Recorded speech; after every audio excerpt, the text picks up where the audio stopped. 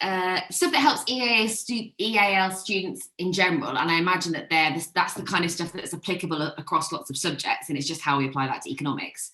And then there's also the very economic specific problems that EAL students have, which I imagine are shared with actually a lot of our kind of lower end or students with quite poor English anyway, even if it's their first language. So that's what I'm kind of expecting, but as I say, I don't really have that much experience with it. Are there any specific challenges that you find that your EAL students have?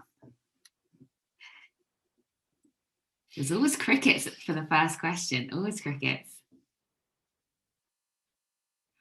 One thing I found is that understanding what the question is asking, particularly when these questions are very nuanced and kind of really they'll understand the basic gist, although sometimes they can get confused between cause and effects because they just see a word, you see a topic in the question and then kind of go from there. But particularly with the really, really nuanced questions, they don't quite understand the significance of an always or a to what extent and that kind of thing. It can be quite difficult to catch those nuances when they're trying to focus so much on understanding question as it is. Ruben says interpretation of data and extracts. Exactly, as well, because there's a lot of reading and just just the time aspect of reading those extracts. Then they try to understand every single word and will focus on specific words, and therefore you end up with a bit of a kind of with a bit of misinterpretation sometimes in those. Jake's struggling with poor written English, definitely connected to EAL family, but kind of as part of a wider thing. Whatever works for non-EAL literacy strugglers will work for EAL too, and I think that's quite common. There's also the addition though of the kind of cultural and social contextual information that students need. That and again, actually, this does sometimes happen with our weaker students who don't have the contextual background, but the kind of the companies that we might take for granted are very recognizable, or the high street shops that we take for granted as recognizable, or the examples that we use to try and make it recognizable to students actually might not be that recognizable to all students. Cultural capital, yeah, basically, although they may well have a wealth of examples to use from different parts of the world. Does anyone have quite a few EAL learners in their classroom? Hi. I'll jump in and stop you from having cricket. But I teach I'm actually in Amsterdam. Hi, everyone. I teach in an international school, so I have a lot of EAL learners in my classroom. It's quite a range as well. So a lot of them are from Asian countries. I have Russian kids and Chinese kids, Japanese kids, South Korean. And I have, obviously, everybody's at a different, some of them are very advanced in their English, but I find that the weaker ones tend to take things out of case studies. I do the international specification, but it's pretty much the same content, but they tend to just copy out big chunks of text from the case studies. So I've used one thing that I found really useful is I've made I think I found it on one of the Facebook group pages, the structure strips, because I teach business as well. So I found it over there, but I've altered them to help kids with the essay questions and stuff, because it's the forming of the sentences that they just can't do. And then some of them with a little bit more technical knowledge of English, their sentences are too structured and then they don't read well. So that's also a bit tricky. But again, the structure strips work well because the kids tend to place their answers in and start developing chains of reasoning. But yeah, it is a struggle. Sorry, so is that when you have your AO1, AO2, AO3, 4, yeah. And it's because I saw a geographer using that in our school and I wasn't confident I don't use it the same way for economics. Yeah, I basically, it's I'm planning the answer, so I'm giving them tips on where to begin the sentences. It's specifically for EAL kids, so I'll start off paragraphs and things, or else have a leading sentence with the connectives so that they can start placing in the key points that they need. It's more like prompts for the paragraph, and they're down the side of a page that students then can write their answer next to it. Am I thinking the right thing? Right, okay. Yeah. How How do you find timing is with your EAL students? I've actually, like, they've just done mocks at the beginning of, I'm lucky enough I'm back in school. So we went back this week, and we had, the kids were in, the Dutch government allowed some of the older kids to go back in and do exams. So we got them to do mock exams at the end of January. And I noticed that, like, well, there was two things. Some of the EAL kids find it really hard to write their answers anyway. So a lot of my kids have 10% extra time. If they're EAL, they qualify for that. But some of them also have additional needs like dyslexia and different things. So they also get extra time, but they never finish a paper. Like, they're the kids that never get to the end of the paper to do, like, the longer questions. But I also found that, like, and you'll probably notice when you're all back in schools as well, the kids are really slow at writing because they've been on their computers for so long that they just, pretty much the whole group didn't finish the paper. But yeah, it was crazy. That's really interesting. Sarah, you say that you do a lot of work on tier 2 language at the start and throughout to talk about the commands at the start of the questions. There's kind of two things there. So there's the tier 2 language. I know that Nicola does a lot of that as well. And the command words at the start of the question. So kind of making sure that they know what the question is asking. Is that right, Sarah? Have I got that right? Yeah, sorry, I'm trying to put myself on mute because I'm kind of on bedtime as well, because we're still in the middle of schooling and stuff. So we do quite a lot with regard to kind of working through what the question means, particularly with the multiple choice elements, because AQA really likes to do kind of those double meaning, double negatives, causes, effects, what we actually asking, that sometimes I kind of look and go, oh, is that what they're asking?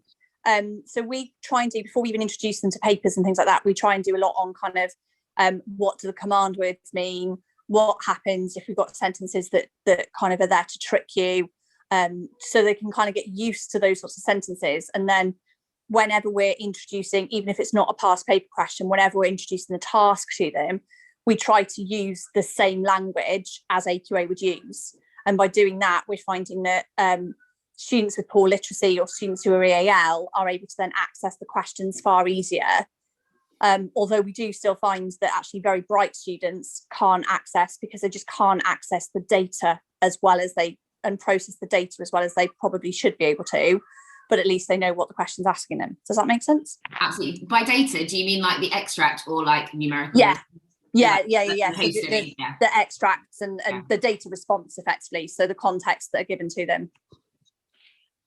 Has anyone got any other tips for helping students, and actually, as I say, this is quite relevant to low literacy as well, to access, to get the information they need from a case study, not perhaps understanding everything, but if there are any kind of broad strokes that you can use to get a lot out of it, or to get at least something out of it? It just seems like it is a really difficult one. And the more I teach economics, the more I think, God, it's hard. We do ask a lot of them, because it's not just answering, having the theory. It's being able to interpret the extract and being able to understand that within their own contextual knowledge. Providing sample answers. Do you do anything in particular with your sample answers? Do you just give it to them, or to have a look? Very time consuming to make. Have you ever had a look at the Economics Factory? What's he called? Peter Cramp writes answers for like a lot of the major, for Edexcel and OCR, Edexcel and AQA, and he's written sample answers to every question. They're quite expensive, but if it's going to save you some time, read the case study, highlight 10 points, then rank them. Oh, that's an interesting one. So then cut it down to top 5, and then explain to a partner why this is their top 5 points. That sounds like a really helpful thing to have a look at. Yeah, they are very expensive, the Peter Carrot ones. Sarah, I think it's really important to emphasise reading. The more students can read economics news, they kind of get used to it a bit more in general. That's interesting. Yeah, I'd agree with that. But I imagine that it's the kind of thing that if they're not very good at reading, if they don't understand what they're reading, then they're less likely to do the reading, and it kind of ends up in a cycle. So you really have to be deliberate about that. Andrew, were you going to say something? Well, only to say something similar there, that it's almost a non-question, isn't it? If the thing we're saying is they're not literate enough, whether that's EAL or others, then no amount of sort of tips and tweaks is going to deal with that fundamental. It's reading, writing, and but how exactly you do that is difficult. But if we go to the fundamentals, it's volume of reading as much as possible, I guess. And also like the fact that it's a whole school thing as well. Yeah. There are absolutely other people that will benefit from. There are other teachers for who. Yeah, they'll benefit in other subjects, and they'll also, benefit in life in general. Someone had their hand up. Oh, Jacqueline. Is it Jacqueline or Jackie? It's Jackie. I had 2 comments. One about the Peter Cramp thing. I bought that recently, and I haven't actually given it out. Every time I look at an answer, I think, oh God, I'm going to have to explain what she has, which isn't necessarily what I would have said. And then they'll be like, oh, well, do I need to put that in? So I haven't. It's quite useful for you as a teacher, but also they're very high level. So for kids who are very weak, I think it would just freak them out. The other thing I was going to just say, actually somebody's just said about that's about reading, one small paragraph. With some of my weaker ones who hate essays, I just say, just write me a paragraph. And then I say, let me check your paragraph, and then you can go and correct that. And because one paragraph could take a whole page, can't it? By the time we've analysed and put it in context and evaluated. But if they think about it as a paragraph, they're much happier than thinking about an essay. And I had one boy who I still quote a few years ago, who went from a U to an A, from AS through to A level. And every week he would just check his essays with me. And so the others are all like, oh, well, I'm going from a U to an A. And I'm like, you need to demonstrate it. But certainly for some weaker ones who I've got a dyslexic boy, and to him I just keep saying, write one paragraph. And in fact, I had one boy a couple of years ago who was very, very slow, never finished. And I said, just focus on writing your first paragraph for each essay. And he ended up with a B. Because if you get your even if you don't worry about your conclusions, everything else, if you get your content analysis, application, and evaluation, he managed to get a B overall. That's impressive. Ben? Just talking on sort of picking up on the expense thing, I still think that the best value for money is getting pupils' scripts back from the exam boards. I don't know how many of you do that, and sometimes it might come from the pupils themselves if they're asking for a remark or a resubmit, but it's well worth sort of spending the department budget on that. And I try and get a selection of sort of top, middle, bottom each year, and particularly get some of the international students' responses, because I think you can then see what a kid can do under time conditions in the exam. And I think you can use that for future pupils. And just going back to another comment, you could use that as a marking exercise, you could use that as a highlighting exercise, highlight the key skills. But I think some of the sort of ones that are produced by Peter Cramp, they don't sort of tie into the way that I structure an essay, or I teach my kids to structure an essay. So there are bits that are useful, but I know the ones that have sat exams for me, and it didn't happen last year, but they have done the structure I've taught. They've therefore hopefully laid it out in a similar format for the exam, so it's going to be more recognizable. Yeah. So I still think that's the most useful thing. Am I right in thinking that getting scripts back is now free as long as you get their permission, or did I make that up? It is free. I think it is, but I think you've got to be a bit careful. You have to get permission. Yeah. You have to get permission from the kids. I don't think AQA is free, is it? I know EdXL's free. I think it's EdXL. You can just download. I'm sure AQA I pay always to get the best scripts back. But yeah. I mean, I don't know how official it is getting pupils' permission. I always try to, but I have to say if there's a really, really good one, because the kids generally don't mind, once they've gone, and I'll delete their names off it and everything, so it's completely anonymous. I have to say, given that it's free to download and it's there, I'm not convinced that I've always got permission for every single pupil. But I have in the past asked them before I've got them to sign a letter before they've gone on leave, and I've just said, I will get in touch if I change my mind between now and then. But yeah. Sarah's point, copied the last 3 years' papers and mark schemes into a Wordle. What's a Wordle? I haven't come out before. Oh, the one wait, it comes up in like a word cloud, and it has like the most frequently used words are bigger than smaller. I think that's what. Yeah, so it puts the biggest words that are there are the ones that have come up most frequent. It takes quite a bit of sorting to get rid of. It sorts out words and they're all taken out for you, but where there might have been a specific case study, Starbucks came up. This was the AQA one. Starbucks was one of the biggest words. So once we've taken those out, we had the Wordle or word cloud. The actual old Wordle has gone, and I can share it. I can't remember the exact words off the top of my head because it's a while since we've been in school.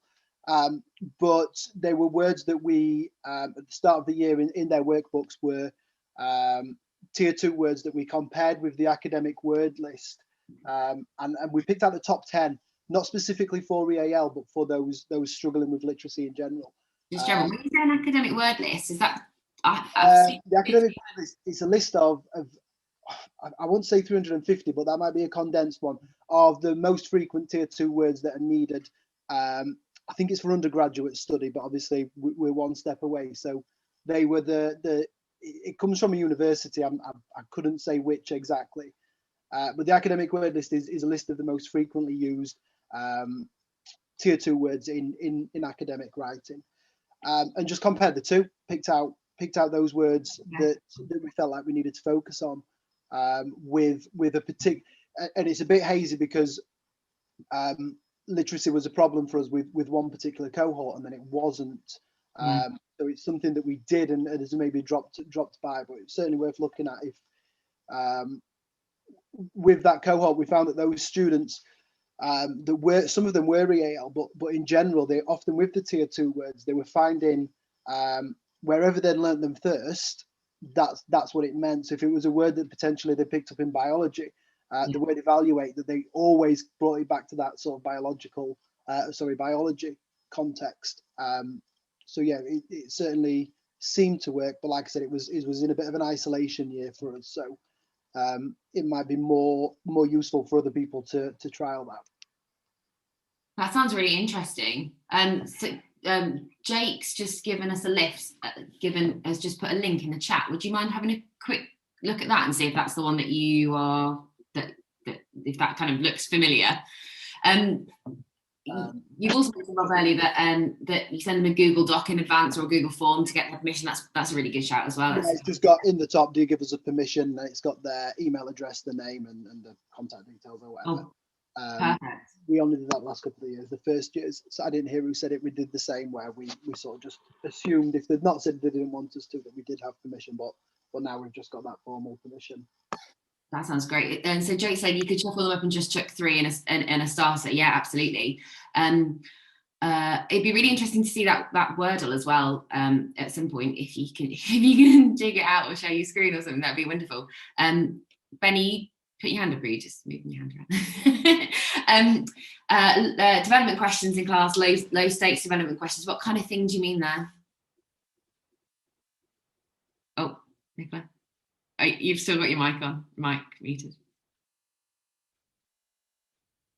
I was just sneakily looking at the spec as I was listening. So we do, I will, obviously I've used the structure strips and I use the peak and pie and the adjunct and all of those things, which I find helpful, but does constrain the students a little bit, but I'm kind of happy with that sacrifice. So what we'll do is I will set a question and I will do it in, we just literally set it in the class, very low stakes, easy feedback, have a go, kind of building on what the lady said before about have a go at your first paragraph, walk around the class, students work together, and it allows students who aren't confident to have a go at using some of the tier 3 words, actually the key terms that they're not confident with. And then the homework will be a very, very similar question. So it will be a different case study, but the question will be extremely similar.